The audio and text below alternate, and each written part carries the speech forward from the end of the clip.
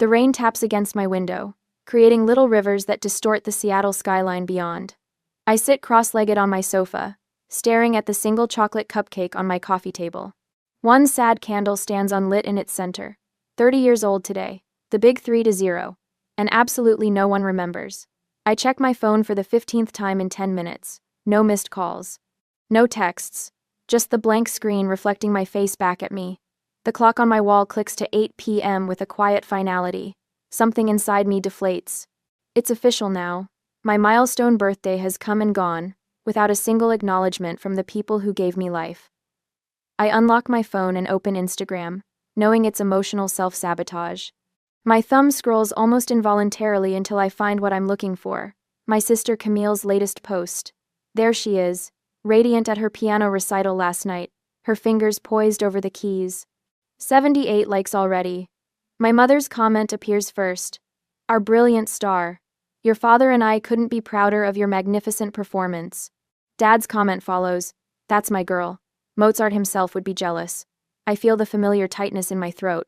30 years of this same pattern, and it still stings like the first time. I close Instagram and flip to my camera roll, finding photos of the boutique hotel redesign I completed last month. The warm lighting, the seamless blend of modern luxury with historical elements. The project that earned me industry recognition and a substantial bonus. A tear splashes onto my screen, distorting the image of my greatest professional achievement. I wipe it away with my sleeve. No one's ever going to celebrate you, Emery, I whisper to myself, my voice sounding small in my empty apartment. Not the way they celebrate her. The memory surfaces unbidden me at 10 years old, waiting in our living room in a pink dress my grandmother had sent for my birthday. My hair carefully brushed. A smile plastered on my face. Hurry up, we can't be late for Camille's recital, Mom had called, rushing through the room without really seeing me. But what about my party? My small voice had barely registered. Dad had patted my head absently. We'll celebrate next weekend, kiddo. We never did. That was the first time I learned to fade into the background of my own life. To expect nothing and be grateful for less. To watch Camille shine while I stood in the shadows, clapping louder than anyone. I brush another tear away, annoyed with myself for this display. I'm 30, not 10. I should be over this by now. The cupcake sits untouched, its chocolate frosting slightly hardened from waiting too long. I reach for it, then stop. What exactly am I celebrating? Another year of invisibility? Another milestone spent alone while my family forgets I exist? No, not this time. I straighten my shoulders and open my laptop. My bank account balance appears on the screen. $97,342.16. The result of years of careful saving and the recent $68,000 bonus from the hotel project. Money that no one knows about because no one has asked. I stare at the numbers, my finger hovering over my phone. The thought that forms feels dangerous. Reckless even. And yet, for the first time in hours, my heart beats with something other than disappointment. I press the call button. Seattle Audi, this is Trevor speaking. How may I assist you? A cheerful voice answers. Hi, I say, my voice steadier than I expected. I was wondering if you have any Q5 seconds available? We certainly do. Several models, in fact. Were you thinking of coming in for a test drive? I look at the untouched cupcake, at the dark window streaming with rain, at the phone that hasn't rung all day. Actually, I'm thinking about buying one. Today. Today? Trevor sounds surprised. Well, we're open for another hour. I'd be happy to start the paperwork if you're serious. I am, I say, feeling a new determination rise within me. I'm very serious. I end the call and stand up, catching my reflection in the window. For a moment, I hardly recognize myself, the straight spine, the lifted chin, the gleam in my eyes that looks almost like defiance. If they won't celebrate me, I tell my reflection, I'll celebrate myself. I grab my keys and wallet, leaving the sad cupcake behind. The rain has stopped, and somewhere beyond the clouds, there might even be stars. For the first time in 30 years, I'm going to give myself the gift I deserve. Have you ever had to celebrate your own milestone because no one else remembered? Share in the comments below. 40 minutes later, the Audi dealership gleams under spotlights that make the showroom floor sparkle like wet pavement after rain. I push through the glass doors, my heart drumming a nervous rhythm against my ribs. A man in a crisp button-down approaches with the practiced smile of someone who knows how to size up a potential customer. Welcome to Seattle Audi. I'm Trevor. His handshake is firm, confident. What brings you in this evening? I called earlier about the Q5. My voice sounds steadier than I feel. I'd like to buy one. Today. Thanks for watching. Trevor blinks, surprise flickering across his face. Of course. Let me show you our selection. He leads me through a showroom of sleek vehicles that reflect the overhead lights in perfect curves. The midnight blue Q5 sits in the corner, almost watchful, as if it's been waiting for me. I run my fingers along its glossy surface, seeing my reflection distorted in the paint, a woman with purpose in her step. I can get the paperwork started if you'd like to test drive it first. Trevor offers. No need. I straighten my shoulders. This is the one. In the finance office, a woman with silver-streaked hair slides forms across a polished desk. When we reach the payment section, she looks up expectantly. How would you like to finance this purchase? I'll be putting down $60,000 cash. The words feel strange in my mouth. I'll finance the remainder. The finance manager's eyebrows rise slightly, a micro-expression of surprise that I've grown accustomed to spotting. People have always underestimated me. That's quite substantial. She taps her keyboard. May I ask how you're employed, Miss Blake? Interior architect. I recently completed a boutique hotel redesign. I don't elaborate on the industry recognition or the bonus. Let them wonder. My signature looks foreign on the final papers, my hand trembling slightly despite my resolve. The key fob feels heavy in my palm, solid, real, mine. Congratulations on your new Audi. Trevor walks me to my purchase, standing proudly beside it as if he had something to do with its creation. I catch my reflection again in the deep blue paint. The overhead lights create a halo effect around my figure. For a moment, I hardly recognize myself. There's something different about the set of my shoulders, the tilt of my chin. Back home, I park in front of my apartment building, unable to stop looking back at the car as I walk toward my door. It looks almost defiant under the streetlights. Inside, I pull out my phone and scroll to Instagram. My finger hovers over the camera icon before I grab my jacket and head back outside. This needs to be done right. 30 minutes later, I'm at Cary Park. The Seattle skyline stretches before me, the Space Needle illuminated against the night sky. I position my new Audi with the city lights as backdrop, adjusting the angle until it looks perfect, the midnight blue exterior catching the glow of the city like a mirror. I take several photos, selecting the best one. The caption takes longer than the photo shoot. I type and delete, my thumbs dancing nervously across the screen. Finally, I settle on. Happy birthday to me, dream car, dream life. My finger hovers over post for a full minute. This isn't just about the car, it's a declaration, a statement about my worth that my family has never been willing to make. I press the button before I can change my mind. The notifications start almost immediately. Colleagues from the design firm, friends from college, former classmates. The likes accumulate, along with surprised comments. Oh my God, Emery, what a beauty. Happy birthday, you deserve it. Didn't know you were in the market for an Audi.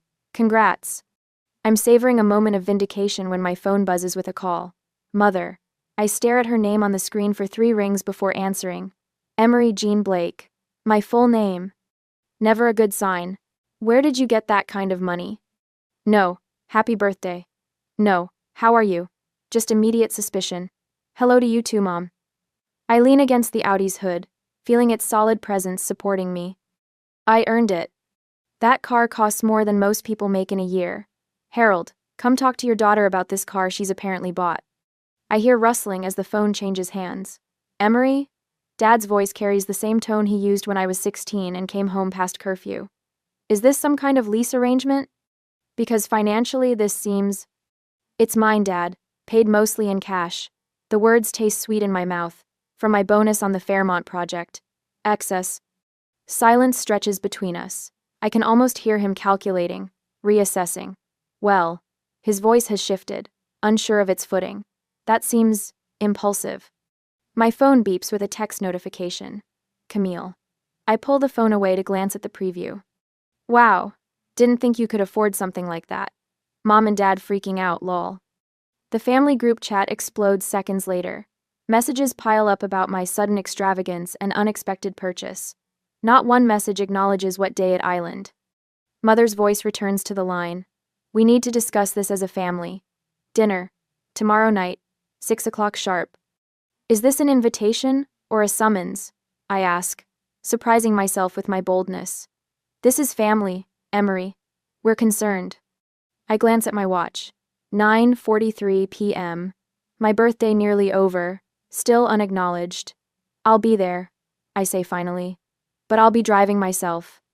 After hanging up, I sit in my new car, hands resting on the premium leather steering wheel. The silence wraps around me like a blanket. Tomorrow will be a reckoning, but tonight is still mine. I start the engine and drive toward downtown.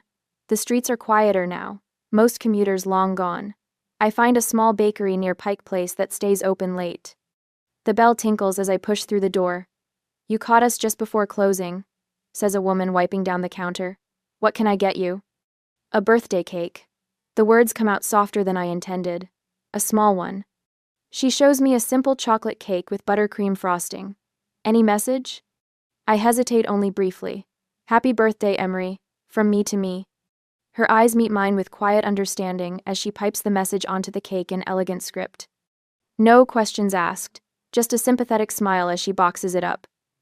Hope it's a good one, despite everything, she says, sliding the box across the counter. Back in the car, I place the cake carefully on the passenger seat. In the window reflection, I see a woman I'm just beginning to recognize, someone who has decided her own worth isn't up for debate anymore.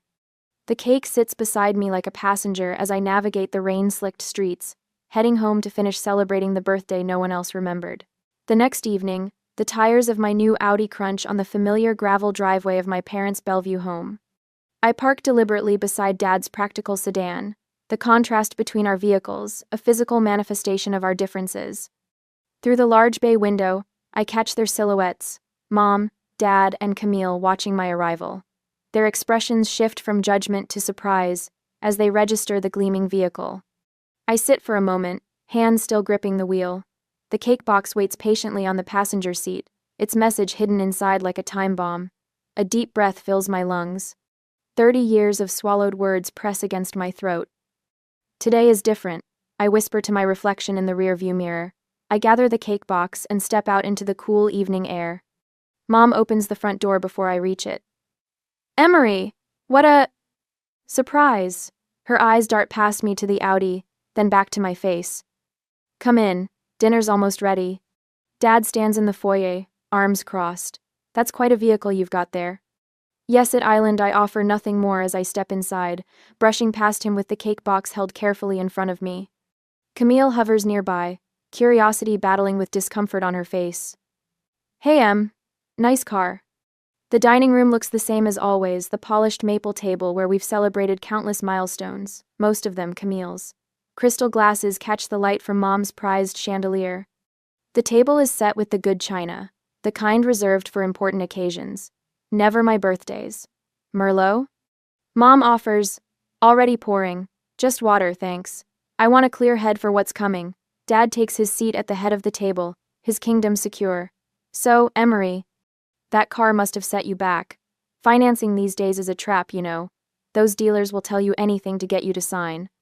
I sip my water. No financing needed for most of it. The silence that follows feels physical, like a weight pressing down on the room. Mom busies herself serving pot roast, her specialty, while Dad clears his throat repeatedly. Camille glances between us, sensing the undercurrents. The Thompson Hotel project must have gone well. Camille offers, reaching for the salt. It did. I cut a small piece of meat. The client was very pleased. Hotels are risky investments these days, Dad says, his fork stabbing a carrot. Tourism fluctuates. You should be putting money into your retirement, not depreciating assets. Harold, Mom warns quietly. What? I'm just saying what any responsible parent would. These big purchases at her age. I continue eating methodically, letting his words wash over me. The same dismissal, different day. I've heard variations of this lecture my entire life. My choice of university, too expensive. My apartment in the wrong neighborhood. My career, unstable. The dinner progresses with carefully navigated small talk. Weather, Camille's upcoming recital, the neighbor's renovations. Not once does anyone mention my birthday. When we finish eating, I stand and retrieve the cake box from the sideboard where I'd placed it. The table falls silent as I set it in the center, directly under the chandelier. With deliberate movements, I open the lid. "Happy birthday, Emery," from me to me, stares up at them in elegant script on white frosting. Mom's hand flies to her mouth. "Oh, Emery, we..." "Don't." My voice comes out steadier than I expected. For 30 years, my birthdays were forgotten, while Camille's moments were celebrated like royalty. Dad shifts uncomfortably. "Now, that's not fair, isn't it?" I meet his gaze directly. "My 16th birthday. You gave me a grocery store cake while Camille had a catered party with 50 guests for hers." Mom's eyes fill with tears. "We never meant." My 20th birthday coincided with Camille's college graduation. Not only did everyone forget, but you scheduled a family vacation to celebrate her, and didn't include me, because someone needed to watch the house. Not one knows. Camille's eyes widen. "I never knew that." "And this year?" I continue, my voice gaining strength with each word. Complete silence. Not even a text message. The room stills. The only sound is the ticking of the grandfather clock in the corner, marking seconds of uncomfortable truth. I stand straighter, shoulders back. I gave myself the gift I deserved, and I don't need anyone's approval. "Broad." "But $50,000 on a car?" Dad sputters. "It's irresponsible." "Is it? The hotel project I just completed? The one none of you asked about? I transformed a struggling property into a destination, increased their revenue by 35%. Earned an industry award." I pause, letting the weight of my accomplishments sink in. "And a $68,000 bonus." Mom gasps softly. "That's my money, earned through my talent and my hard work. After decades of being invisible in this family, I decided to finally recognize my own worth." Mom dabs at her eyes with a napkin. "We never meant to make you feel that way." "It's not about intention." I keep my voice level, though my heart pounds. "It's about 30 years of consistent actions. It's about creating a family dynamic where one child matters and one doesn't." Dad stares at his plate, uncharacteristically silent. Camille reaches toward me, then pulls back. I never realized. I was so wrapped up in myself, in all the attention. I should have seen it." "Yes, you should have." The words come out sharper than intended, but I don't apologize. "But you're not the architect of this family structure. You just benefited from it." I turn back to my parents. "I don't need you to suddenly start celebrating me. That ship sailed long ago. What I need is for you to understand that I now celebrate myself. I value myself, and I won't apologize for it." Dad clears his throat. "Emery, families are complicated. We've always been proud of you." "Have you? When was the last time you came to one of my design showcases? When did you ever put a photo of my projects on the mantle, alongside Camille's recital programs? When did you ever introduce me first when meeting new people?" Mom's tears fall freely now. Dad looks stricken, as if seeing me clearly for the first time. I stand, gathering my purse. I'm not asking for apologies or promises to change. I'm simply stating facts. The dynamic in this family has been unbalanced for 30 years, and I've finally stopped accepting it as normal. I close the cake box, leaving it in the center of the table. The cake is chocolate, Dad's favorite. My smile feels foreign on my face. Consider it my birthday gift to all of you. Raindrops scatter across my windshield like tiny diamonds, each one catching the glow of Seattle's city lights. I guide my Audi through the quiet streets, fingers gripping the leather steering wheel. With each mile between me and my parents' Bellevue home, the tightness in my chest loosens. The confrontation replays in my mind, their faces when I opened that cake box. The silence that followed my words. For 30 years, my birthdays were forgotten while Camille's moments were celebrated like royalty. My voice hadn't trembled. Not once. I passed the Space Needle, illuminated against the night sky. From certain angles in the city, it looks like a UFO, hovering above downtown, ready for takeoff. Tonight, it feels like a beacon, a reminder that sometimes you have to reach impossible heights to be seen. When I reach my apartment building, I sit in the car for several minutes, watching raindrops race down the windshield. The leather seats still smell new. The dashboard lights glow soft blue in the darkness. This car isn't just transportation. It's proof that I can give myself what no one else would. Inside my apartment, everything looks different somehow. The same furniture, the same art on the walls, but the space feels charged with new energy, as if the woman who left this morning isn't the same one who returned. My phone buzzes. Then again. And again.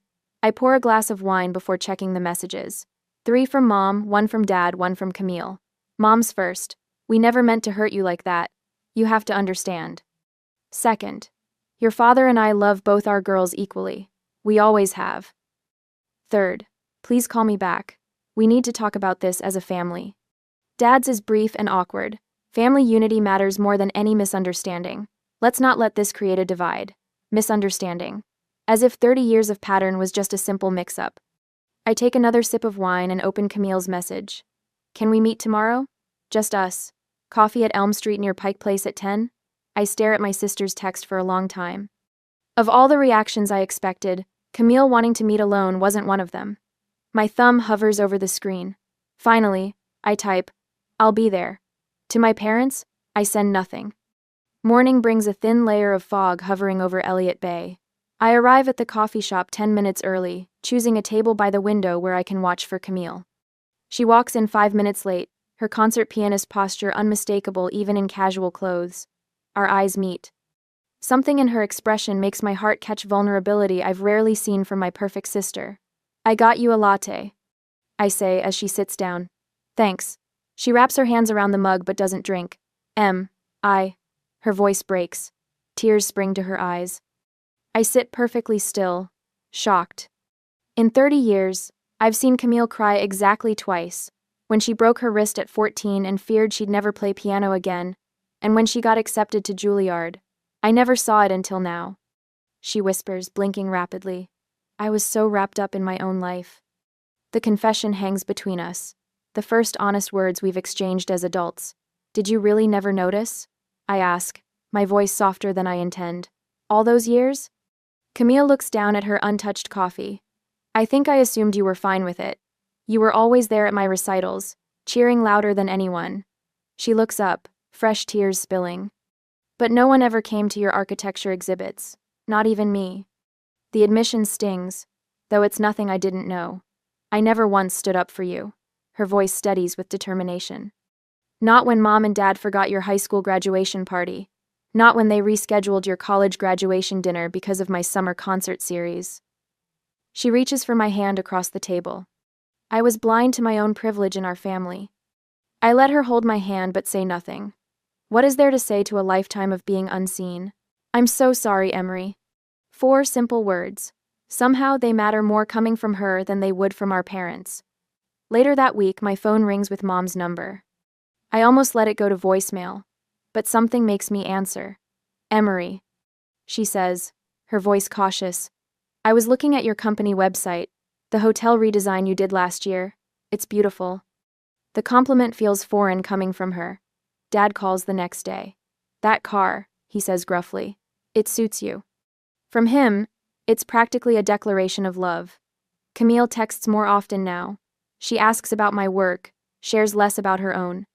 In family group texts, she makes a point of including me in conversations, correcting our parents when they fall into old patterns of forgetting to ask about my life.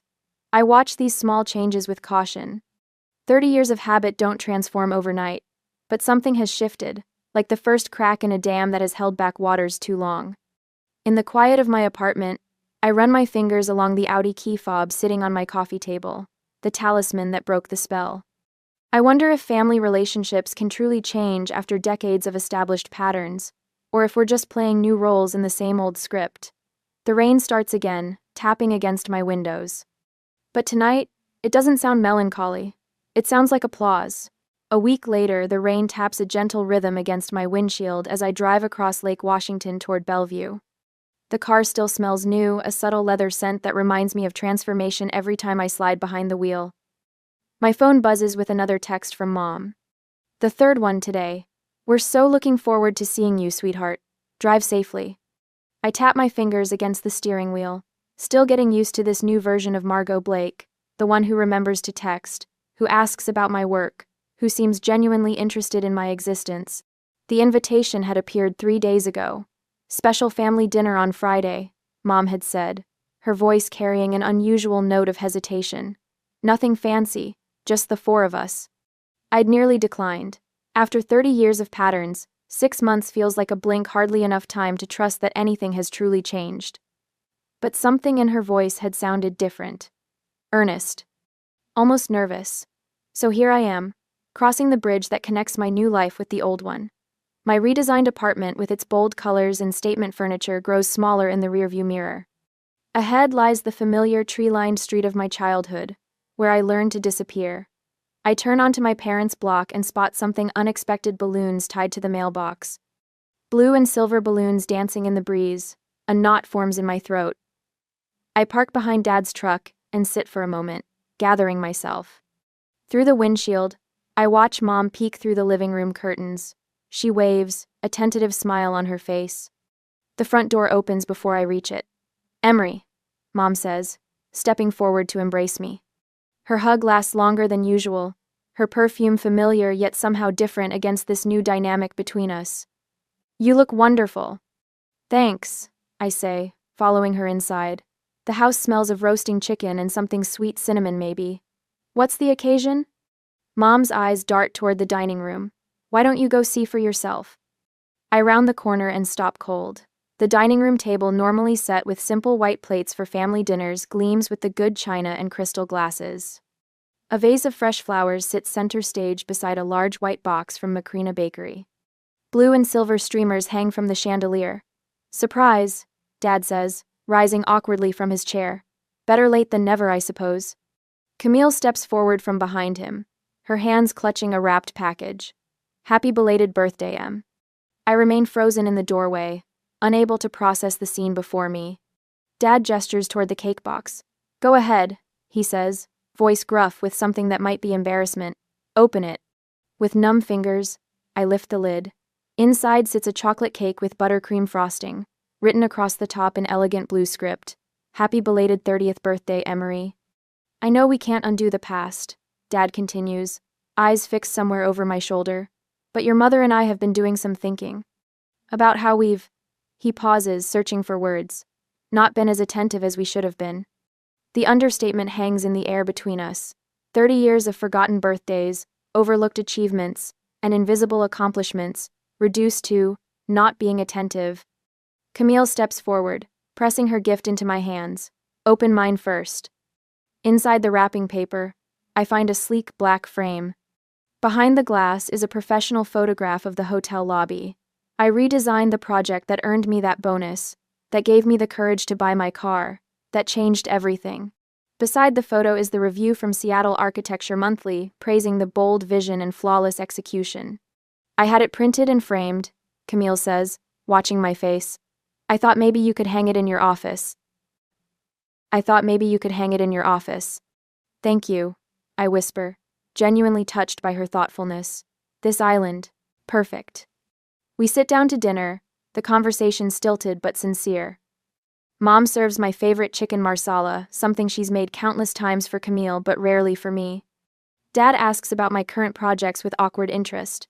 Camille fills silences with stories from her music studio. "We wanted to make up for missing your birthday," Mom says as she serves the cake. The words catch me off guard, not an acknowledgement of decades of pattern, just a single missed occasion. Dad nods, cutting into his slice. "Your mother feels terrible about it." I set my fork down. "It wasn't just my 30th birthday, Dad." The table goes quiet. Dad looks uncomfortable, eyes darting to Mom for rescue. "I know," Mom says finally. "We've missed a lot. Made you feel less important." "Second place," I say quietly. "Or no place at all." The cake sits half-eaten on our plates as I continue. "I appreciate tonight. I really do. But I need you to understand something. I'm not looking for makeup celebrations or guilt-driven attention. I look each of them in the eye, Dad, who still can't quite understand my career. Mom, who's trying but still misses the point. Camille, who seems truly sorry for her unwitting role in my invisibility. What I want is respect. Recognition that I exist, that my achievements matter, that my presence in this family counts for something." Dad shifts in his chair. "Of course you count, Emery. You've always counted." "Have I?" I ask. "When was the last time you came to one of my design exhibitions? Or asked about my career without me bringing it up first? When did you ever put one of my events ahead of Camille's?" Silence falls again, heavier this time. Things will be different now, Mom promises, reaching for my hand. I let her take it, but my voice remains steady. They already are different, because I'm different. I decide my worth now, not anyone else. The words hang in the air, not angry, just matter of fact. For the first time in my life, I feel the power shifting in this room. No longer the forgotten daughter seeking crumbs of attention, but a woman stating her terms. Fair enough, Dad says finally, nodding slowly. We've got some catching up to do. Camille raises her water glass. To new beginnings? And better birthdays? I lift my glass to meet hers, studying the faces around the table, my imperfect family, trying their imperfect best to repair what they've broken. Not because I forced them with my car purchase, but because my act of self-worth showed them who I really am. The cake tastes sweet on my tongue, not perfect, but good enough. Like this moment, not everything I dreamed of, but perhaps everything I need. To new boundaries, I amend, my voice strong. And to celebrate ourselves when no one else remembers to. A year later, the gentle ping of my phone startles me awake. I squint at the screen, surprised to find a text from Dad. Happy birthday, Emery. Hope it's a good one. Simple, straightforward, completely unlike last year's deafening silence. More notifications appear as I brush my teeth. Mom sent flowers. Camille wants to take me to lunch. My colleagues have planned something at the office. The contrast with my 30th birthday strikes me like a physical sensation, warm sunlight after a year of storms. I slide into my Audi, running my hand over the leather steering wheel. For a year now, this car has been my daily reminder of the moment I decided to value myself. Today, it carries me toward a birthday that others finally remember. At the design firm, my team surprises me with champagne and a towering chocolate cake. My assistant, Ben, holds up a toast. To Emery, whose redesign of the Harborview Hotel just landed us the Westlake Tower contract. The client specifically requested you. The praise washes over me, and I accept it without deflection. Last year, I would have mumbled something self-deprecating. Today, I simply raise my glass. Thank you all. I couldn't ask for better colleagues. Later, Camille meets me at our favorite waterfront restaurant. She looks different, somehow more attentive, less absorbed in herself. I reserved the table with the best view, she says, leading me to a window seat overlooking Elliott Bay. She hands me a small wrapped box. It's not much, but inside rests a silver compass pendant. For the woman who found her own direction. The card reads, "It's perfect," I say, genuinely touched. Camille reaches across the table. I've been thinking about what you said last year, about always being invisible. She pauses. I never realized what it cost you to cheer for me all those years. I clasp the pendant around my neck. We can't change the past. No, she agrees, but I can do better now. After lunch, I drive to Cary Park Viewpoint. The Seattle skyline spreads before me, the Space Needle piercing a sky unusually clear for September. My phone rings, Mom. Happy birthday, sweetheart, she says, her voice warm but cautious. Did you get the flowers? They're beautiful, Mom. Thank you. A pause. Your father and I wondered if you'd join us for dinner this weekend? Nothing fancy, just family. Family. The word sits differently now, no longer weighted with expectation and disappointment. I'd like that, I say. Saturday would work.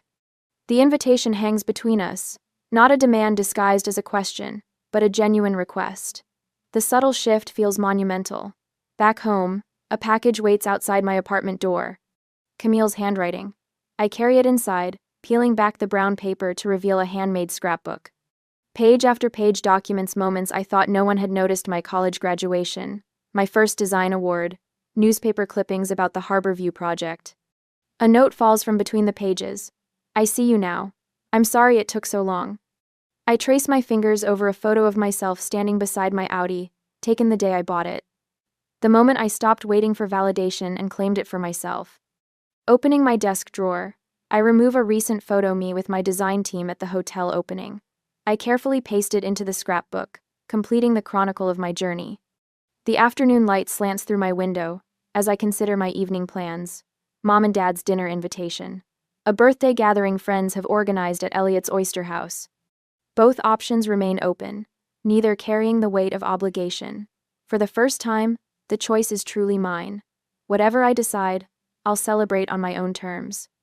I stand before my mirror, fastening Camille's compass around my neck.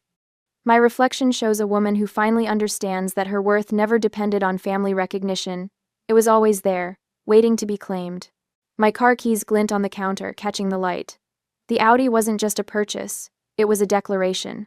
A promise to myself that I would never again wait for others to acknowledge my milestones. Some gifts change more than your possessions. They change who you are. My phone buzzes at 12:30 a.m., jerking me from a dreamless sleep in an unfamiliar Phoenix hotel room. I fumble across the nightstand, knocking over a plastic cup of water before my fingers close around the vibrating device. The screen glows harsh in the darkness. Front door opened.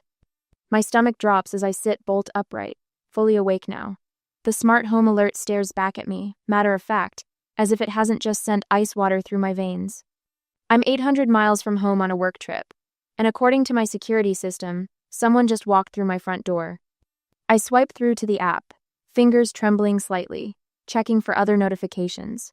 The system shows only the door opening, no motion detected inside, no other alerts. My first thought is a glitch, but deep down, I know better. Systems like this don't just malfunction in such specific ways.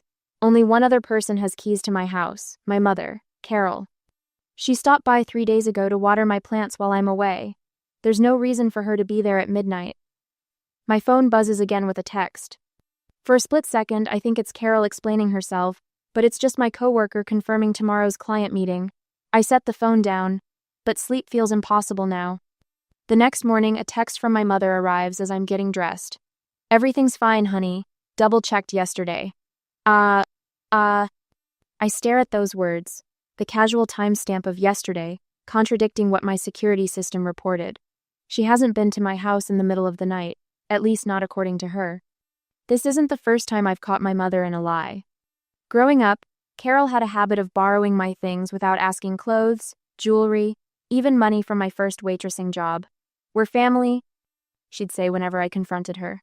"What's yours is ours." The irony doesn't escape me that now, at 31, I pay for my parents' internet, help with their mortgage when they fall short, and cover the car insurance they can't afford. Yet they never miss an opportunity to criticize my career choices, my single status, the size of my house. So much space for just one person, Elodie. Just last month, my sister Danielle called with another emergency, her fourth this year. Her kids needed new tablets for school, she claimed. When I suggested less expensive alternatives, my parents didn't speak to me for a week. The silent treatment, their favorite weapon since my childhood. I take a deep breath and call Carol directly. "Mom, did you go to my house last night? I got an alert that my front door opened around midnight." A pause stretches across the line before Carol responds, her voice deliberately light. "Oh, honey, the app must be glitching. You work in IT, you know how technology is." My free hand, which had been trembling slightly against the hotel desk, steadies as her deflection confirms my suspicions. I screenshot the alert while we're still talking and save it to a secure folder on my phone labeled Evidence. I've started keeping records of these inconsistencies, though I'm not sure why. Protection, maybe. Validation that I'm not losing my mind. "That's strange," I say, keeping my voice even. "The system's never glitched before." Carol clears her throat. "Listen, I meant to tell you Danielle's kids need new school clothes. The fall semester starts soon, and you know how fast they grow." The subject change is so abrupt it almost gives me whiplash, but it's familiar territory. This is how every confrontation goes: redirect to someone else's needs, preferably Danielle's children, whom I adore despite everything. "I can't help right now, Mom," I say, surprised by my own firmness. "I've got back-to-back meetings all day." The silence that follows carries more weight than her words ever could. I'm violating the unspoken family contract. Elodie provides. Everyone else decides how much is enough. "We'll talk when you get home," she finally says, disappointment heavy in her voice. After we hang up, I stare at the security alert again. I have 2 more days in Phoenix before I fly home. Whatever happened at my house last night, I intend to find out myself. I've spent years being the responsible one, the provider, the peacekeeper. But some boundaries shouldn't be crossed, even by family, especially by family. After the business trip was over, I returned home. My key slides into the lock with a familiar click. After 3 days in Phoenix and a flight delay that stretched my nerves thin, all I want is the comfort of my own space. I drop my luggage in the entryway, kick off my shoes, and collapse onto my living room couch with a groan that comes from somewhere deep within my tired body. Something hard jabs into my lower back. I shift, reaching beneath the cushion, expecting to find the television remote or perhaps a pen that slipped through the cracks. My fingers close around fabric synthetic and stretchy. I pull it out. A fishnet stocking dangles from my hand. "What the hell?" I mutter to the empty room. The stocking isn't mine. I've never owned anything like it. As I examine it with growing unease, my hand dips back under the cushion and encounters something else. Something made of firm silicone, with an unmistakable shape. I yank my hand away as if burned, then force myself to reach back in and extract what I already know is there. An adult toy. In my couch. My stomach lurches. I drop both items onto the coffee table and spring to my feet, suddenly desperate to check the rest of the house. I move from room to room with growing dread, searching for signs of forced entry, broken windows, splintered door frames, ransacked drawers. But everything looks normal. Too normal. Almost deliberately so. The truth slams into me with nauseating clarity. Someone with a key has been using my home. In the kitchen, I yank open the dishwasher, intending to unload it before unpacking.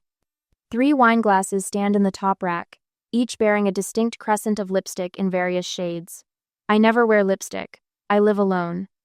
These aren't my glasses, though. They're certainly from my cabinet. The longer I look, the more I notice. Furniture slightly askew from its usual position, a faint stain on the carpet I don't recognize, the lingering scent of unfamiliar perfume.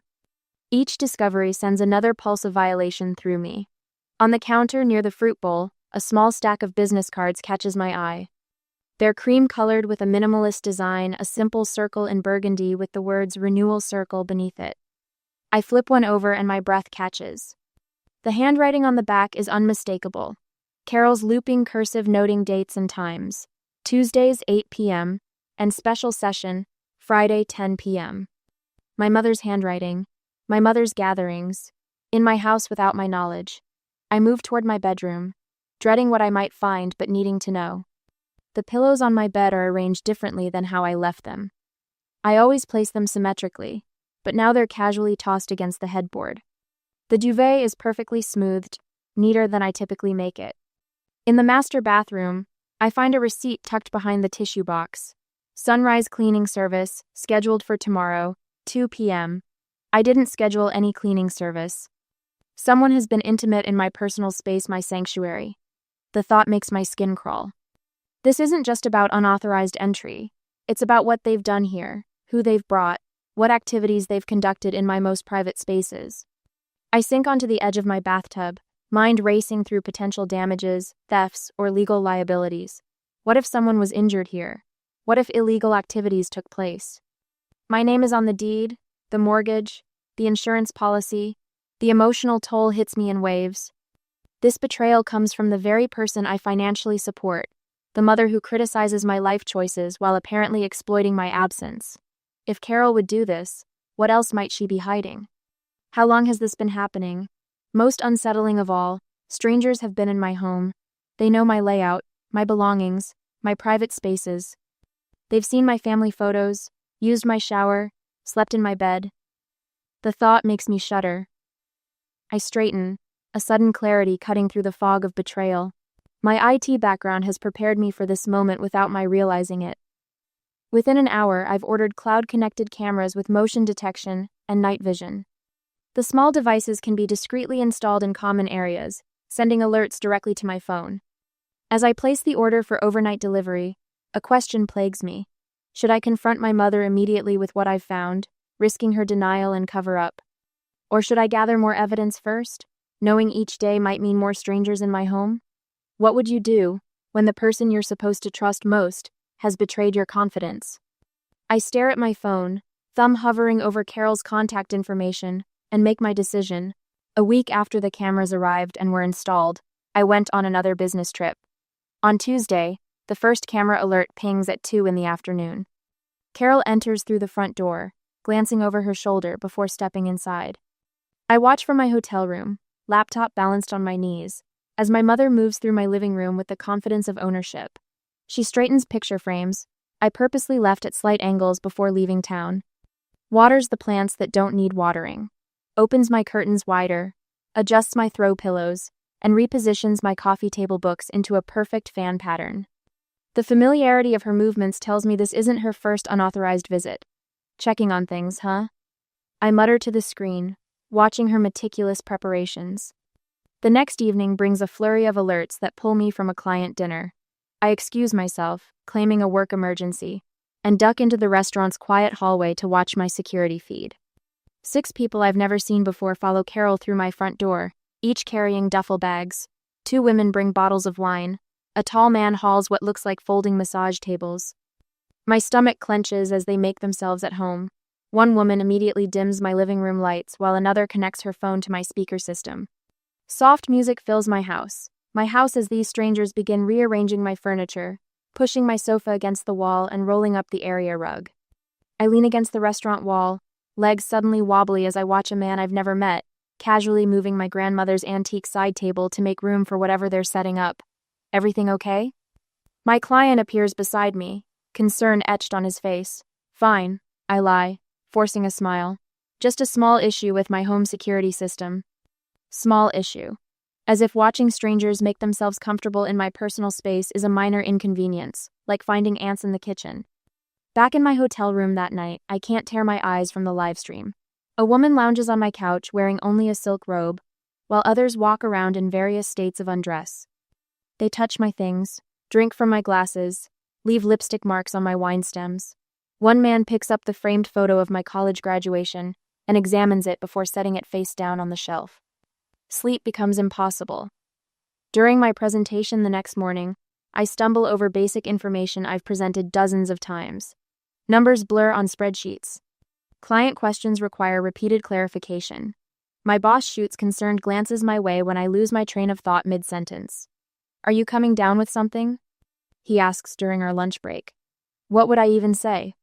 Sorry, I'm distracted because my mother is running some kind of adult pajama party in my house while I'm away. The absurdity of it all hits me, along with the humiliation.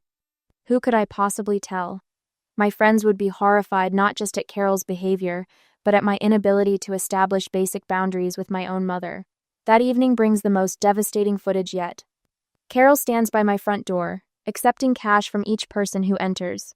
Her hands move with practiced efficiency, counting bills before tucking them into an envelope. $20, $40, $60 per person. The realization that my mother is profiting from this unauthorized use of my home hits like a physical blow. I sit alone in my hotel room, nursing a lukewarm cup of coffee, wondering how many times this has happened before I installed cameras. How long has my home been Carol's personal profit center? The weight of this betrayal presses against my chest until I can barely breathe. The next morning at the client's office, I find a fresh coffee on my desk with a folded note. Whatever battle you're fighting, you've got this, Jim. The simple gesture from a coworker who barely knows me brings unexpected tears to my eyes. My first genuine smile in days feels foreign on my face. That night delivers the final confirmation I need. My phone buzzes with new alerts, and I watch Carol giving a tour to 3 newcomers.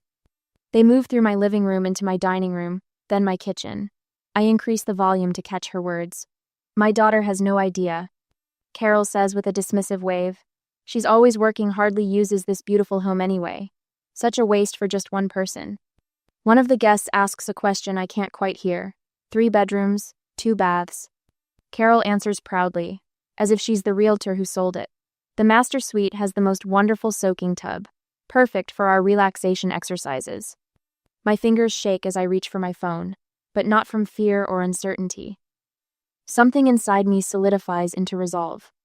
I search for the non-emergency police number in my contacts and press call. Hello. I'd like to report unauthorized use of my property. I tell the dispatcher, my voice steadier than it's been in days. 20 minutes later, Officer Martinez calls me back. I explain the situation, including the camera footage and my mother's possession of spare keys. Miss Brennan, she says after I finish, what they're doing is trespassing regardless of family relationship. Being your mother doesn't give her the right to use your home without permission, especially not for organized gatherings where money changes hands. The validation in her matter-of-fact tone lifts a weight I didn't realize I'd been carrying. All these years of Carol's small boundary violations, borrowing without asking, criticizing my choices, demanding financial support have led to this moment. The pattern was always there. I just didn't want to see it. I can meet you at your house when you return home, Officer Martinez offers. Sometimes having law enforcement present helps keep these situations from escalating. I'd appreciate that, I say, realizing I don't have to handle this alone. The next morning, my boss stops by my hotel room before our final client meeting. We need you to stay through the weekend for the Harrington proposal, he says, not a question but an expectation. 6 days ago, I would have agreed immediately, rearranged my flight, and worked the extra hours without complaint. The reliable Elodie, always available, always accommodating. I'm sorry, but I can't, I tell him, surprised by my own firmness. I have an urgent personal matter that requires my attention back home. While he processes this unexpected boundary, I return to my laptop. I create a document with timestamps of each unauthorized entry, screenshots of Carol collecting money, and notes about what was moved or disturbed in my home. I label the file Evidence and save it to my secure cloud storage. My final discovery comes when I search online for Renewal Circle, the name on those business cards I found at home. Their website describes intimate healing sessions for couples and singles, with testimonials about reconnecting through touch and exploring sensuality in safe spaces. The membership fees listed are 3 times what Carol has been collecting at my door. My phone rings just as I'm closing my laptop to head to the airport. The caller ID displays Officer Castillo. Miss Brennan, we've received complaints of undisclosed surveillance at your property. Can you come to the station when you return? The tables have turned. I smile grimly as I pack my suitcase, ready for the confrontation awaiting me back home. As I booked the first flight back home, I arrived the next day. At the present, Officer Castillo sits across from me at my kitchen table, his notebook open, pen poised between thick fingers. The morning sun catches on his badge, sending small daggers of light across my wall. In the 20 minutes since his arrival, his expression has shifted from skeptical to attentive. Let me understand this correctly, Miss Brennan, he says, glancing up from his notes. You installed these cameras after finding the personal items in your home? I nod, keeping my voice steady as I pull up the footage on my laptop. I only place them in common areas, living room, kitchen, entryway. No bathrooms or bedrooms. My IT background serves me well as I navigate through the files. I have every right to monitor my own property. His eyebrows lift slightly as he watches strangers making themselves comfortable in my living room. And you were out of town during all of this? Phoenix, my second business trip. I fast forward to Carol, directing people where to set their bags. That's my mother, the only person besides me with keys. Officer Castillo's pen scratches against paper. And you never gave permission for these gatherings? Never. The word comes out sharper than I intended. My phone buzzes on the table between us. Carol's name flashes on the screen. I glance at Officer Castillo, who nods. Go ahead. Put it on speaker if you don't mind. I tap the screen. Mom? Elodie, honey. Her voice fills the kitchen, artificially bright. There's a misunderstanding with the police. Just tell them you knew about it. It's easier for everyone. My eyes meet Officer Castillo's. 2BTO. His pen hovers over his notebook. Knew about what exactly, Mom? I ask, my heart hammering against my ribs. A pause stretches between us before Carol sighs. About using your house. Look, it started with my healing circle. They needed space, and your place sits empty most days. You work so much. Officer Castillo watches me carefully as Carol continues. Then other groups offered to rent it. They paid well. I didn't think you'd mind, especially with how much you help everyone else. Her voice drops to a conspiratorial whisper. Besides, some of that money went to help Danielle with the kids' school expenses. The confession lands like a stone in still water. Officer Castillo's eyebrows rise as he scribbles in his notebook. Mom, there's an officer here. You're on speakerphone. The silence that follows feels almost physical. I'll call you back, she finally says, voice tight. After she hangs up, Officer Castillo closes his notebook. Miss Brennan, what your mother did constitutes trespassing and unauthorized use of property, possibly fraud, depending on what she told these renters. He pauses, studying my face. Would you like to press charges? The question hovers between us, heavy with consequence. When Officer Castillo asked if I wanted to press charges against my own mother, I hesitated. Would legal consequences teach her respect for boundaries, or would it permanently destroy what little family relationship we had left? Some lessons come at a terrible price. I need time to think, I say finally. He nods, understanding in his eyes. Officer Martinez will help you document everything. The damage, unauthorized use, any missing items. After Officer Castillo leaves, Martinez helps me catalog the evidence, wine stains on the carpet, scratches on my coffee table, a broken picture frame. She photographs everything with meticulous care. My phone rings again, Margaret, my mother's friend from book club. Elodie, I just heard what happened. I'm so sorry. Her voice trembles. I saw Carol's posts about rental space, but I never realized it was your house. She called it her daughter's investment property. The betrayal cuts deeper, not just my mother's actions, but how public they've been. How many people knew before I did? Later, my father calls. I almost don't answer. Princess, Thomas says, his nickname for me landing flat. Your mother was just trying to help people. That circle helped her anxiety, and she wanted to give back. By renting out my home without permission, the anger I've been controlling breaks through. She went about it wrong, he concedes, but her heart was in the right place. I hang up, too exhausted to argue. That evening, an email notification pops up on my phone. One of the Renewal Circle members has posted on neighborhood forums, apologizing for unknowingly participating in meetings at a private residence without the owner's consent. The message has dozens of shocked responses. Minutes later, Officer Martinez calls with news that makes me sit down hard on my kitchen floor. Miss Brennan, thought you should know someone filed an anonymous tip with the IRS about undeclared rental income connected to your address. Her voice softens. It's not aimed at you, but at whoever collected the money. As I thank her and end the call, I realize the ground beneath my family's feet is finally beginning to crumble. Next week, Marazzo's Italian restaurant bustles with Thursday night crowds, the kind of place where red checkered tablecloths and Sinatra classics create an illusion of warmth. My stomach knots as I spot them. My mother, father, and surprisingly, my sister Danielle huddled around a corner booth beneath amber pendant lights. There she is. Dad waves with exaggerated enthusiasm, his voice carrying above the clinking glasses. His weathered face stretches into a smile that doesn't reach his eyes. I thread between tables, hyper-aware of Mom's fingers drumming against her water glass, her gaze darting between me and the exit. A practiced performance of casual family dinner, except for the tension vibrating between them like a plucked wire. You look tired, honey, Mom says the moment I slide into the booth. Classic Carol criticism disguised as concern. Long week. I keep my voice neutral while signaling the waiter for water. Danielle reaches across the table, squeezing my hand with theatrical affection. So good to see you, Ellie. The kids have been asking about their favorite aunt. I haven't heard from my niece or nephew in months. Dad orders a bottle of Chianti without consulting anyone. Our treat tonight. We figured you could use a nice dinner after everything. Everything? I echo, watching Mom shoot him a warning glance. The waiter delivers breadsticks, and conversation shifts to mundane topics. Neighborhood gossip, Dad's golf game, Danielle's oldest starting soccer. I wait, picking apart a breadstick without eating it. They've orchestrated this gathering too carefully for small talk to be the purpose. 20 minutes in, Danielle finally drops the first hint. Tyler needs braces. Can you believe they want $4,000 up front? With Travis between jobs again. Mom jumps in before I can respond. We told her you might have suggestions. You're so good with finances. Travis isn't between jobs, I say quietly. He posts golf photos every morning at the country club. Membership there costs twice my mortgage. Silence crashes over the table.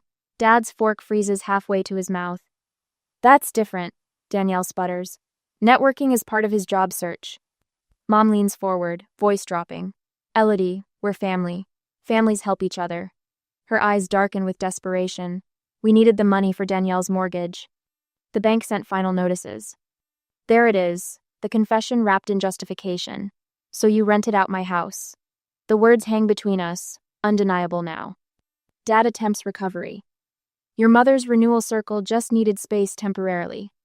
Things expanded from there. Into a business, I finish for him, using property that isn't yours. I pull out my phone, scrolling through screenshots with practiced calm. You've been charging 8 different groups to use my home since January, at $200 per session twice weekly. Their stunned faces confirm what the evidence already told me. Danielle's husband hasn't worked in 11 months, but somehow affords green fees, new clubs, and last month's fishing charter to Catalina. I turn to my sister. Did you know Mom and Dad were funding your lifestyle by renting out my house to strangers? Or did you just not ask where the money came from? Danielle's face flushes crimson. You don't understand. I understand perfectly. My voice remains steady as I pull a small notebook from my purse, flipping it open. I already pay for their internet, electricity, health insurance, groceries, and car insurance. I look directly at my parents. And you thank me by renting out my home to strangers? Mom's mouth opens and closes without sound. Dad stares into his wine glass. Danielle examines her manicure. The waiter approaches with entrees, hesitates at the tension, then silently distributes plates before retreating. You weren't supposed to find out, Mom finally whispers. That's your defense? Not that you're sorry, but that I wasn't supposed to know? I reach into my pocket, extracting the spare house keys I'd had made for them years ago when trust still existed between us. The metal catches the light as I place them deliberately on the table, then slide them away from Carol with one finger. Something in her snaps. You live in this big, beautiful house alone, she hisses. What are you even doing with all that space? Her words strike deeper than she knows, touching old wounds about my worth being measured by marriage and children. But they don't land with their usual sting. That space is mine, I say, my voice low but firm. Paid for with my work, my sacrifices, not yours to give away. Dad places his hand over Mom's, always the peacemaker after she lights the fire. We're still your parents, Elodie. You owe us respect. A laugh escapes me, surprising us all. Respect is earned, and you've been withdrawing from that account for years. I stand, leaving my dinner untouched. The restaurant continues around us, couples celebrating anniversaries, friends sharing wine, families having normal Thursday dinners where love doesn't come with invoice attachments. Don't do this, Ellie, Danielle pleads, using my childhood nickname like a key to a lock that no longer exists. It's already done. I gather my purse. I've changed the locks and security codes. Officer Martinez will be present tomorrow when you return my furniture that you moved to your basement, Mom. Their shocked expressions would be almost comical if they weren't so painful. My phone buzzes as I walk to my car. A text from someone named Cheryl Winters. Miss Brennan, I was a Renewal Circle member and just learned we were meeting in your private home without permission. I've filed a complaint against Carol Brennan with the Consumer Protection Division. I'm still processing this when another call comes through an hour later, Danielle. Mom said she can't help with the mortgage anymore. She sobs without preamble. What am I supposed to do? The question hangs between us. Her automatic assumption that solving her problems remains my responsibility. Before I can answer, my email notification chimes. From my realtor friend Lauren, market values in your neighborhood up 18% since purchase. If you're still considering options, let's talk. I stare at the message, feeling something unexpected unfurl in my chest. Not just anger or hurt, but possibility. Space to breathe that has nothing to do with square footage. But I am determined. I will sell my house and start over. In 6 months, I will build something new without my family. The morning sun pours through floor-to-ceiling windows, casting golden patterns across bamboo flooring. I selected myself. My Sedona condo feels nothing like my old house, smaller, warmer, intentional. 6 months have passed since I sold my spacious suburban home, using the proceeds to purchase this sanctuary, tucked against red rock formations. I run my hand along the kitchen counter, appreciating its smooth surface without anyone commenting how it's wasted on someone who barely cooks. The enhanced security system glows green in the corner, a silent guardian that now protects a space truly my own. Tonight marks my 3rd weekly dinner with neighbors from down the hall, Jeff and Lydia, retired teachers who ask questions and actually listen to my answers. Marissa from the art gallery, who never questions why a woman would live alone. People who accept boundaries as naturally as breathing. You seem lighter, Marissa told me last week, her silver-streaked hair catching the sunset, like you set down something heavy. She was right. I'd carried the weight of others' expectations so long I'd forgotten how straight my spine could be without it. My phone buzzes against the coffee table. Carol's name illuminates the screen. 6 months ago, My hand would have darted for it immediately, stomach clenching with obligation. Now, I watch it vibrate until silence returns. No guilt floods my chest. No urgent need to respond scratches at my thoughts. Later, while chopping vegetables for dinner, I listen to her voicemail with the casual attention I might give a weather report. "Elodie, it's Mom. Thomas isn't feeling well again," the doctor says. Her voice trails into familiar territory. I finish preparing my meal, noticing how my breathing remains steady, my shoulders relaxed. The message will still be there tomorrow, when I decide on my terms whether her crisis requires my response. The evening brings soft knocks at my door, as Jim arrives first, bottle of wine tucked under his arm. The coffee note that sustained me during my darkest days has blossomed into genuine friendship. Officer Martinez follows, now just Sophia, out of uniform but carrying the same straightforward warmth that validated my experience when everyone else questioned my reality. My new neighbors filter in, bringing dishes and conversation untainted by history. We gather around my modest dining table that somehow holds more genuine connection than my previous formal dining room ever did. Sophia raises her glass. "To homes that are sanctuaries, not sacrifices." The words resonate through me as crystal clinks against crystal. When the doorbell chimes unexpectedly hours later, after guests have departed, I peer through the peephole to find Danielle standing alone, hands thrust into jacket pockets, resembling the sister I knew before adulthood complicated everything. I open the door but remain in the threshold. "Can we talk?" she asks, voice stripped of its usual entitlement. "We can," I answer, stepping aside. "But this is about rebuilding trust, not money." Something flickers across her face recognition, perhaps that relationships require foundations stronger than transactions. We settle on my porch swing, silence stretching between us before difficult words begin tumbling out. Her marriage troubles, her shame, my boundaries, old wounds and new possibilities. The conversation won't fix everything, but it's honest, something our family exchanged long ago for comfortable lies. Some people say I went too far by selling the house and moving away. Others say I didn't go far enough in cutting ties completely. But let me ask you, if your parents secretly rented out your home and funneled the money to your sibling, would you forgive them? Or walk away forever,